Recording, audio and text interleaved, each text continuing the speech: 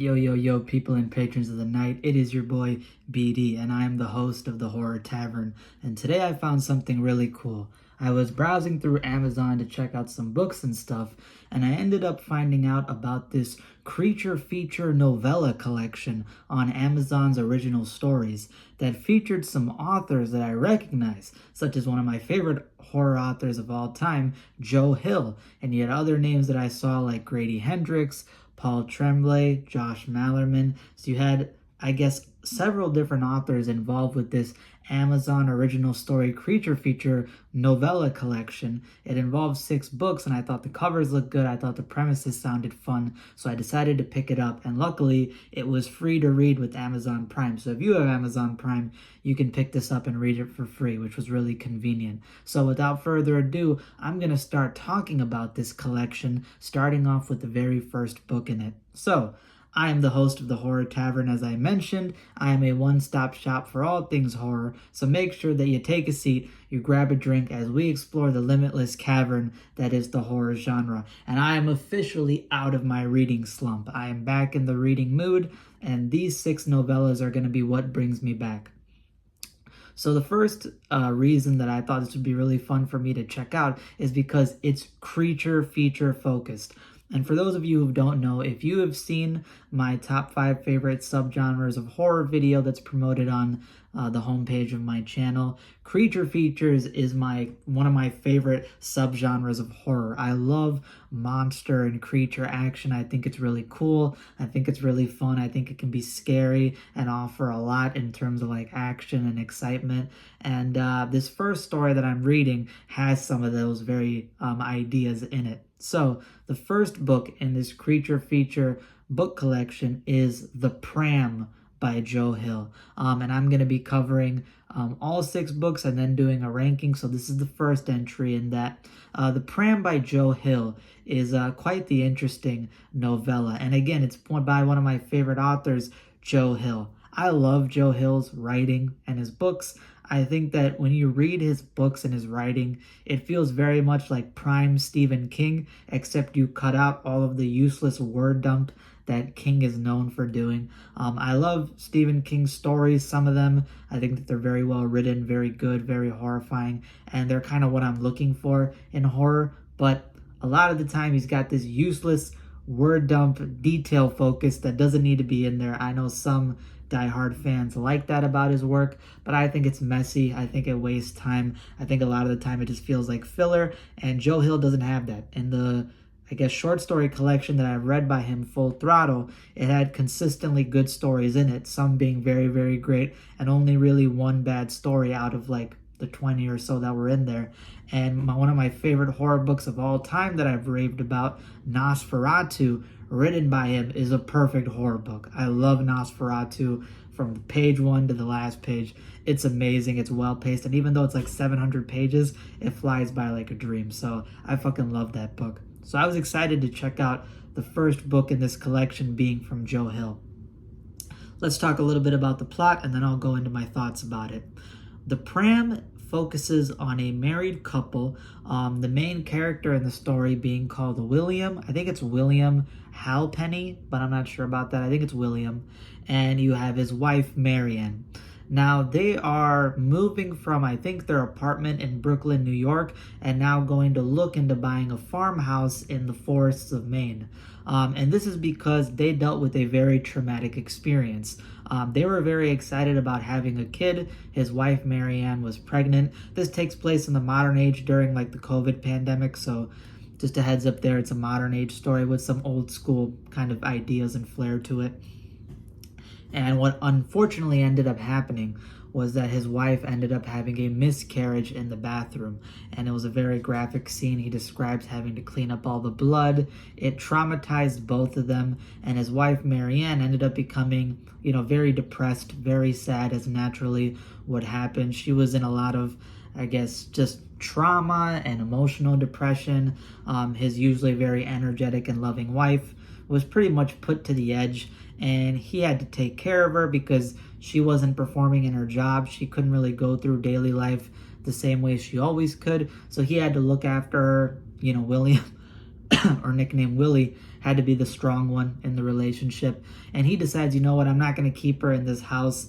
He ended up becoming sick with the virus, and he's recovering, and next thing you know, his apartment starts feeling like it's filled with death and sickness and sadness. So he wants to get both of them out of that environment and move to somewhere better that could possibly lift up her spirits. So he decides, let's get a farmhouse in Maine, because his wife Marianne grew up in Maine. So he thinks taking her out to the country would be a nice peaceful life, maybe change up her mood, see if it improves her. And as they're going there, they meet up with a real estate agent. And as they're driving by, they see like this is a very rural town. It's a small town in the middle of the Maine woods. There's forest all around, these big oak trees, and the oak trees are surrounded by these like long spider cobweb moss that basically covers them, and it believes to be the moss, or not the moss, but the webbing of gypsy moths that basically create nests and lay babies in there. So very out there in the remote wilderness. And when they get to the farmhouse, all of a sudden Marianne changes from being depressed and gloomy to very kind of optimistic and happy. And this makes William very happy. Willie starts getting excited that his wife is finally out of the dumps. This might be a bright new future for them. And they start settling in. And they see that, again, this is a rural town. They see some, I guess, religious-looking folk that they mistake to be Amish. But it turns out that they're actually a religious movement called the Sin Planters. Their real name is like the Covenant of something. I don't remember the other title of it. But they're part of some covenant religious movement. They call them the Sin Planters because when they first arrived in these parts, they used to plant trees in the groves of these woods, and they actually ended up being hung there and executed by a bunch of different different religions that were there at the time. And you find out some disturbing stuff about this I guess covenant religious group, which is that they had weird traditions. Like they used to basically, before they started planting trees in these lands, they would do blood sacrifices. They would cut open and gash crosses into their palms and bleed over the soil, and then they would plant trees there. And there's said to be some otherworldly presence in the woods. There's said to be some sort of religious otherworldly stuff going on there, maybe more than meets the eye. And as they're all, the couple is settling in, Willie decides one day that he's going to go to the local market, just sort of like a small store that's out in town. And he decides, instead of taking my car, like the town and the store is like 2 miles away from my house, and there's this path in the woods surrounded by these oak trees where these Sin Planters had put down the trees that he can walk through and get there. So he decides, I need some fresh air. I need to settle in. So I'm going to decide to go enjoy nature and take a walk. And as he walks down there, he swears that he can feel something. There's something off about these woods and these trees. First of all, it feels like he's in a tunnel.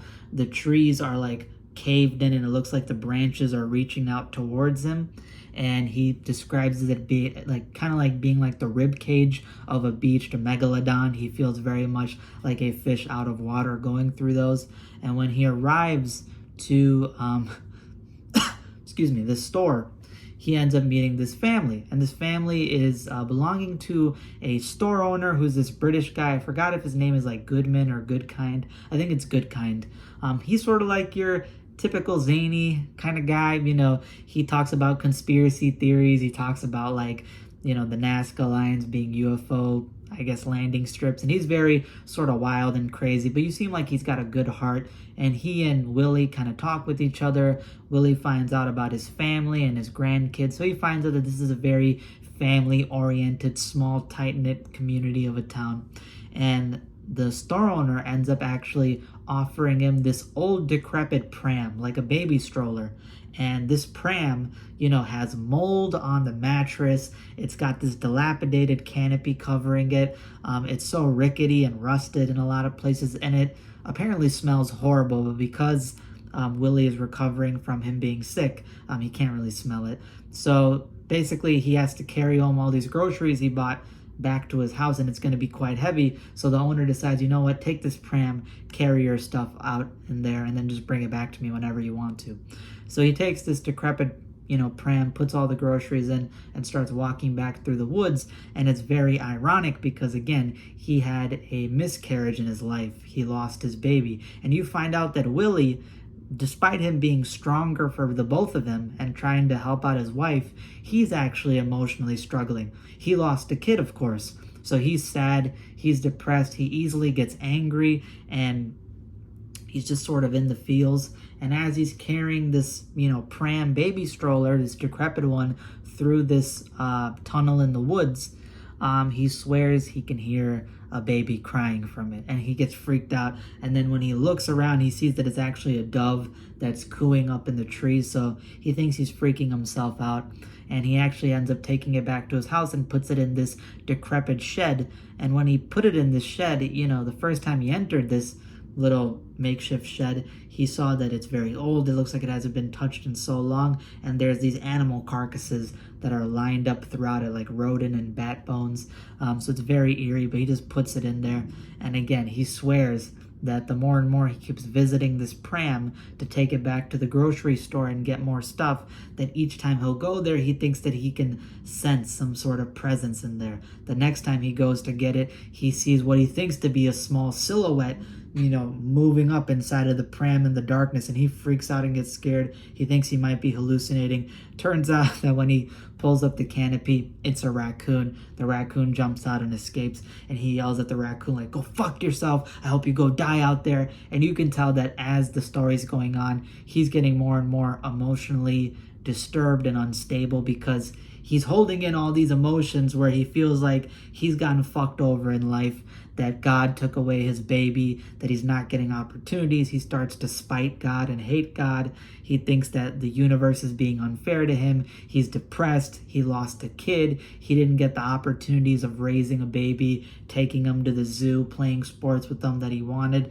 And his wife just ended up being depressed, and his marriage is now almost in shambles until he gets to this new farmhouse. So he's been getting the short end of the stick, and now he's taking it out more and more as he keeps interacting with this decrepit pram.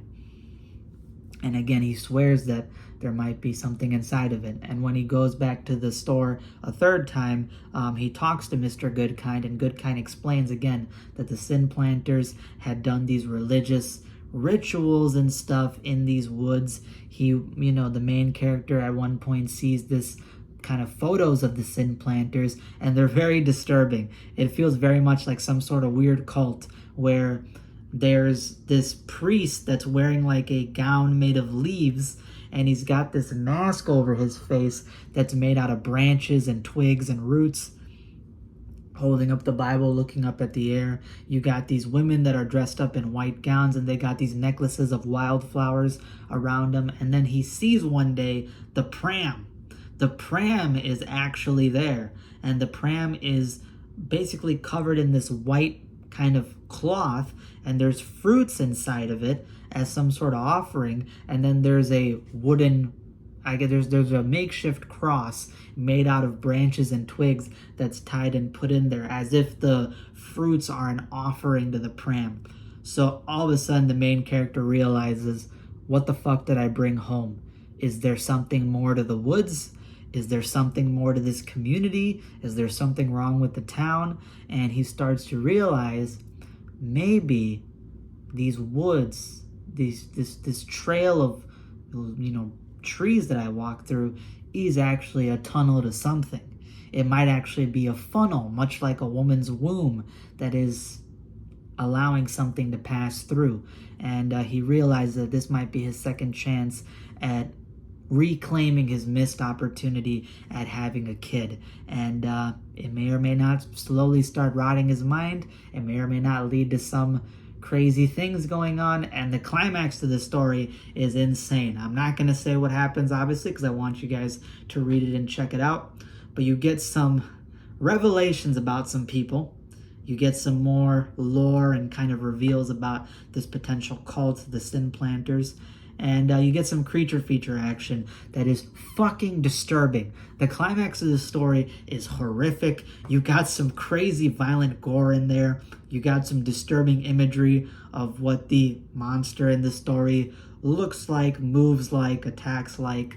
And you find out that there may have been some underhanded schemes going on involving the setup to the story. And that's where I'm going to leave it at. This was a crazy wild premise for a story, and it is a good one. I would give this story probably an 8 out of, I'd give it probably like an 8.2 out of 10. This is quite the good short story slash novella. It's more like a novella because it has 14 chapters, so this is an 8.2 out of 10. This is a good story, quite the good story. It's a slow burn. It's got themes to it with the idea of losing a child, being handed the short end of the stick, no pun intended. Willie is a guy down on his luck. He's lost his opportunities at love in 2 different ways. He feels like he's basically been hoed by the world. You know, he starts to spite everybody. He starts to, in the back of his mind, blame his wife. He thinks that his wife is selfish, that she decided to let her feelings go, and meanwhile he had to be the strong one and keep it all inside of him. He starts getting mad at the world. He starts getting mad at people. He starts getting mad at animals, like the raccoon. You know, the raccoon, he started yelling for it to go fuck off and die, and then actually the next day, his wife ends up finding that raccoon carcass on top of the, I guess, porch by his front door, and it's mangled. It's got its whole chest to its crotch ripped open. It's been gutted, and it's got its decapitated head, like its head's been severed off and missing. So he's like, yeah, that's what you fucking deserve. Fuck around and find out. He's very aggressive, very angry. The guy is suffering. It's very much like that Stephen King kind of writing. You know, you got that very realistic approach, that more grounded approach. This story is very much, again, real feeling. He's not a perfect main character, Willie. He's suffering throughout the story, and he's longing for more, and he gets this golden opportunity that everybody else around him or anybody that he knew would look at and like see all the red flags, but he's so, I guess, engulfed within the fantasy aspect to it that he ignores all the red flags and all the bad signs that even his wife, who has been grieving, is able to pick up on. So you got that. It's a story about family. It's a story about loss. It's a story about, you know, emotional control. And I love the cult aspect to the story. It's really, really creepy. The descriptions of, again, these people wearing like loincloths and gowns made out of trees and branches. The idea of the priest wearing a mask of just roots and branches and then holding up the Bible and looking up. The idea of these pretty women in these white gowns wearing these necklaces of wildflowers is scary. The pram itself is very scary because you get some quite creepy scenes involving it, some that I've not talked about.